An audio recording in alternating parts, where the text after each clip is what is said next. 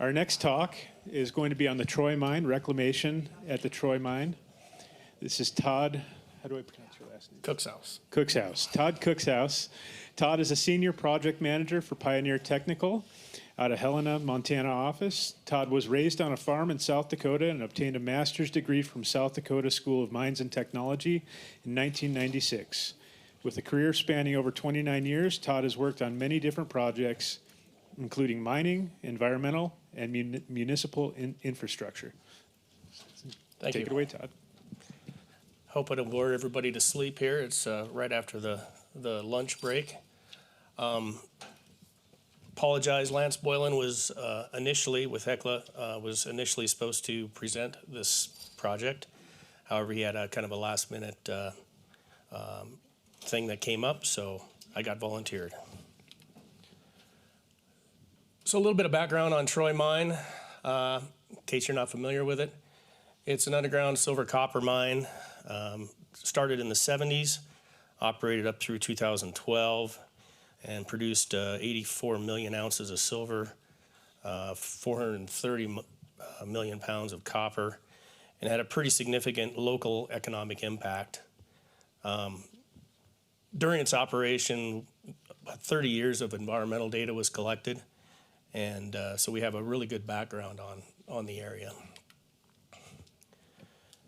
So the Troy Mine permit area, which is shown here, is located just south of Troy, Montana. On the south end of the permit area is the actual underground workings. Things to note is there's actually some subsidence occurring at the mine currently.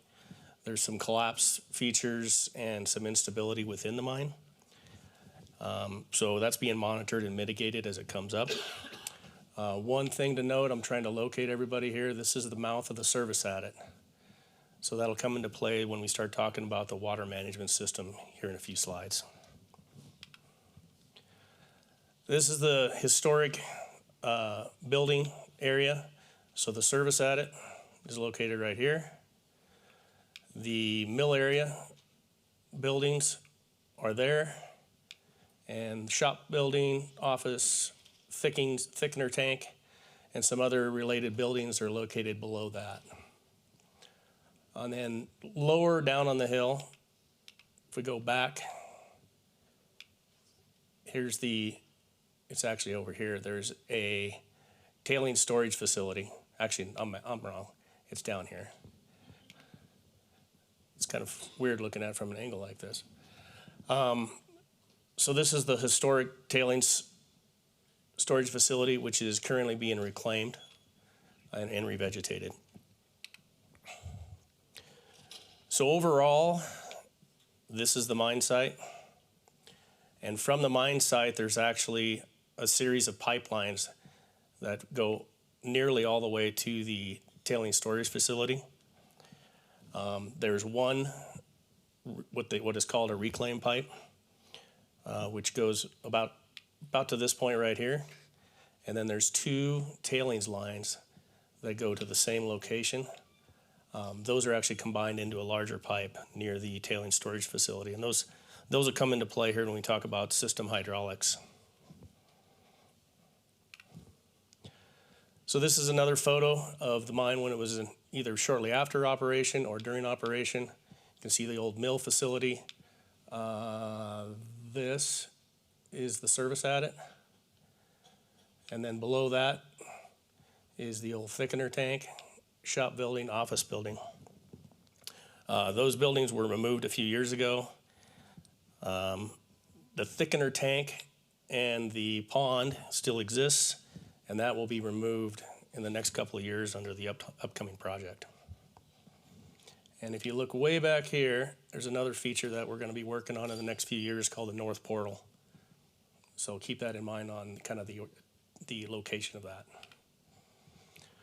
So this is what it currently looks like. This was drone footage from November of 2022.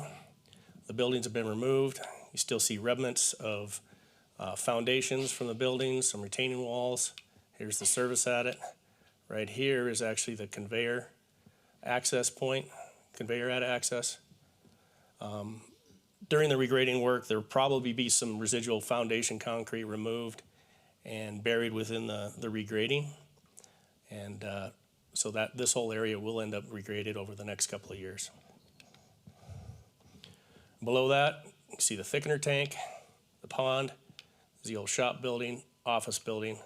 This was the main access to the facility back in the day.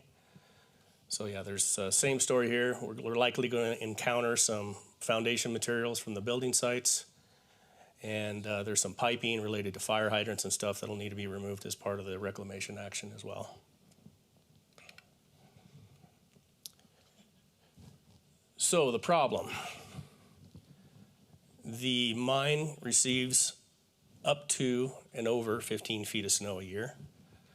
And the workings through infiltration from precipitation from snowmelt, through snowmelt and precip, fill with water seasonally. So currently, that is managed through pumps, and it's pumped down through the reclamation line and the tailings lines that we talked about earlier. The problem with that is it takes a lot of labor and a lot of time to be able to do that. And to have some sort of a passive management system, we needed to find out another option. So currently, if we just left it overflow, it would overflow and the peak flows would be overcoming the reclamation lines and the tailing line hydraulic capacity. So we were working on, a couple years ago this actually started, and did a pretty extensive modeling to be able to simulate what flows might come out of the north ore body. So the goal is to reuse the storage in the north ore body and to change the outlet to be able to have more storage in the ore body to be able to flatten the peaks out. So conceptually, this is what we're looking at right now. If it was unmanaged, by using the ore body as a storage tank, essentially, we're looking at flattening that peak and being able to spread out that water flow for a longer period of time and get rid of that peak and be able to use the existing piping infrastructure. So we did some pretty extensive modeling to do that based on some hydraulic interpretation, based on historical precipitation data, and then obviously the hydraulic modeling of the downstream infrastructure and new infrastructure that's required to be able to get it to work. So this is kind of a conceptual layout of what we're looking at. It's kind of hard to visualize, but there is an overflow in the ore body that if it was left unmanaged, it would flow down the service adit at peak flows higher than we could manage with the existing piping.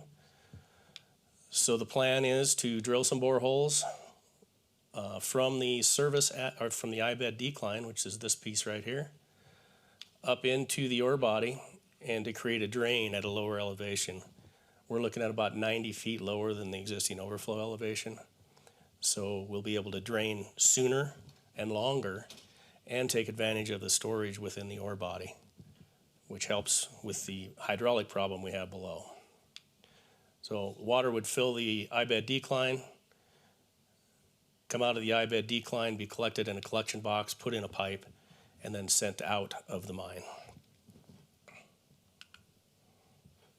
So again, we had to model the design, the inflow coming into the mine, and we used, again, historic precipitation data, documentation, pump run times, and a whole slew of different things to be able to predict what we think the worst case scenario would be coming from the mine. And we landed on a 5.1 CFS that would come from the mine, plus about 1 CFS that would come from another ditch, and I won't say the name of the ditch, but it's got an interesting name. And then use that to balance the outflow capacity with the existing reclaim pipe capacity. And as a backup plan, we still have the tailings pipe, which are designed to be an overflow.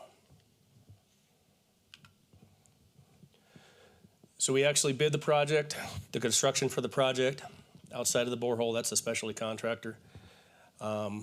We just bid that, and we have selected a contractor. We're currently working on contracting, and we've spread the project out over 3 years. First year is going to be essentially capture the mine water within the mine and get it out of the mine. We're just going to install service adit piping, the boreholes, and get it out of the mine, and we're going to reutilize the existing piping that's currently in place. Year 2 will be to regrade the upper mine area, which has the mill, shop, office, tailings pond, thickener tank. Install remainder of new piping, which there's some piping replacement up top near the old building sites. Install and realign a new, well, it's a realigned access road. It's an old Forest Service road. We're gonna have to rebuild that based on the regrading. And surface water controls, you know, we got line ditches that are gonna be going in, some detention facilities, a large arch culvert to be able to pass the 100-year event underneath the access road. And then install the remainder of the water management system, which would be the downstream piping from the mouth of the adit down through the building sites. And then there's a few improvements related to air release and air vac valve installations lower down. And then year 3 would be north portal regrading and restoration. So overall, this is kind of a layout of the mine water management system. You can see there's several segments which have different hydraulic characteristics. So we had to model the entire thing as a system. And this is the area right here that actually would be replaced with new piping. Downstream of that, there's a few spot repairs and some air valve installation. But for the most part, we're trying to reutilize existing infrastructure to save costs and to be able to limit disturbance. So downstream from the mouth of the adit, the service adit, there's a couple of structures, what we call the wet box and the dry box. So the water from the service adit would flow into the wet box, flow down the reclamation line under normal service conditions, be metered, and that meter would be tied to another meter near the discharge point at the decant pond at the tailing storage facility. So we can do some water balance there and hopefully be able to detect any leakage. However, if we get some big flows, once the water level reaches this point, it could flow into the tailings line and continue on down the hill so we can increase our hydraulic capacity.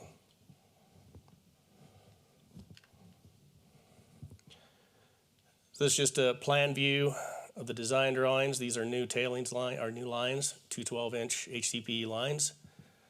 The wet box is here and the dry box is here. Pretty straightforward. You can see this is just represents some of the regrading that's going to occur over the next couple of years. Continuation of that pipeline is the blue line again. And you'll see it kind of routes around the existing thickener tank and finally ties into the existing piping downstream. So this is a pretty big demolition operation that's going to occur probably in 2024, is eliminating that thickener tank and the pond. So that's on deck, and we are ready to do that next year.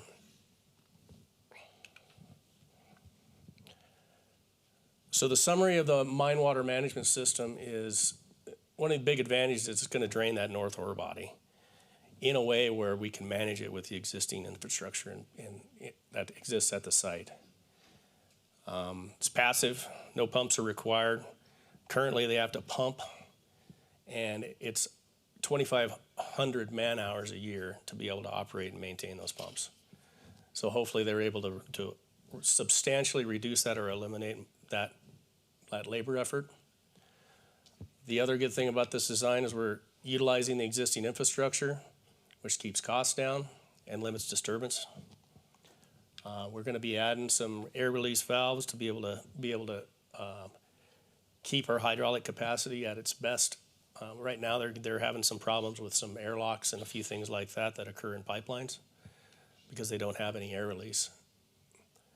And then again, we're installing flow meters top and bottom to reconcile the flow differences, if there are any, between the service adit area and the decant pond, which is located at the tailings storage facility.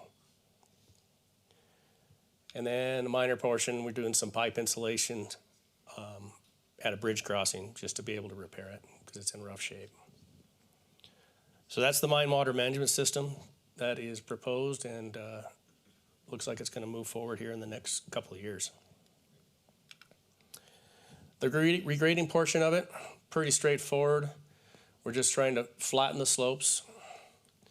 As part of that, we have to realign the road running through the regraded areas. And then we're also we have designed and we'll be installing some surface water collection ditches to be able to direct and convey water through the facility. Those are all designed for a 100-year event. We had to design a arch culvert at the bridge crossing because those ditches got fairly large pretty quickly. And these areas over here actually are borrow areas that we're going to be able to use to provide cover soil for the rest of the regraded area. And then obviously we'll reseed and revegetate, provide organic matter, and boulder, dozer pits, and a few other features to be able to restore the area. So this is the north portal. See some openings here and there. It's a pretty steep slope. It's about a 2-to-1, maybe even a little steeper.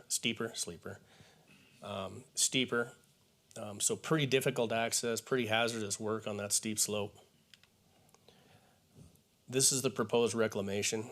It's kind of a mosaic using cover soil, boulder pits, timbers, and this is kind of a concept of an access road to be able to get down there. And we're not necessarily expecting the contractor to reach some of these other areas that could be kind of hazardous for them, but get as far as we can and hopefully mitigate any excessive sediment runoff and provide a good basis for reclaiming the North Portal area. That's the project in a nutshell. Any questions?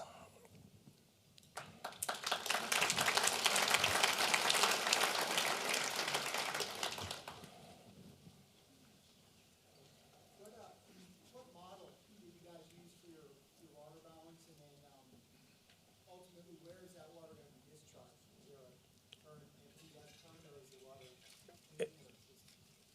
The discharge for the piping or in the, I used Flowmaster, modeled each segment piece by piece to be able to model that. And then the water is discharged at the tailings storage facility, which infiltrates and is periodically raked to kind of keep the sediment from building up.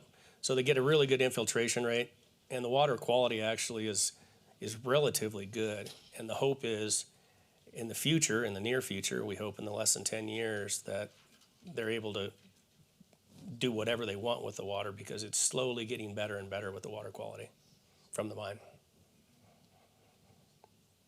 I was just on subsidence. You mentioned that you kind of subsidence crops up, you deal with that. I didn't know if there was a plan for the long term. There's a long-term monitoring and mitigation plan in place, essentially. The mine has become relatively unstable since it closed.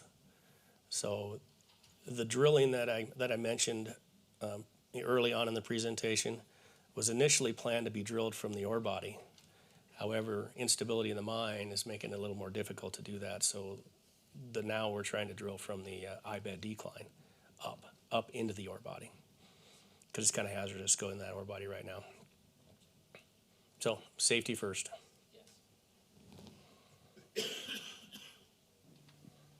All right. Oh, we got one over here.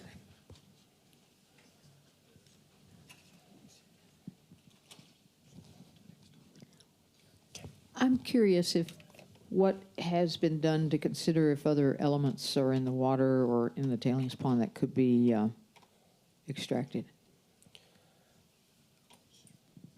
That's probably a question for Lance Boylan. I'm not aware of anything planned right now. But I'd be happy to share his contact information if you'd like. if there's no other questions, thanks, Todd. Thanks for covering you. today. Did a great job.